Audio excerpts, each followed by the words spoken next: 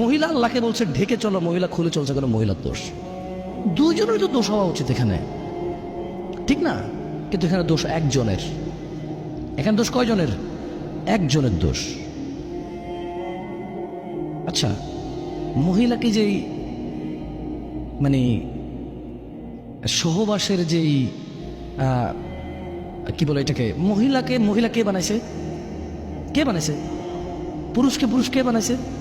তাহলে আমাদের একটা যৌনাঙ্গ আছে, উভয়ের যৌনাঙ্গ বা যৌনি আছে না? তো মহিলা পুরুষ একসাথে শুয়েছে বিবাহ ছাড়া, এখন বেডিডে আর কেউ বিয়ে করতে পারবে না, বেটা ঠিক বিয়ে করতে পারবে কে রে? দুজন তো সেম কাজ করেছে। বুঝি একজন অপবিত্র হয়ে গেছে, একজন পবিত্র রয়ে গেছে, এটা হয় নাকি? এখানে অপবিত্র কয়জন? দুইজন। যেখানে সমাজে একটা বেডি বিবাহ হয়েছে, জামাই নির্যাতন করে, ওর তালাক হয়ে গেছে, এখন আর কোনো ভালো পুরুষ ওকে বিয়ের প্রস্তাব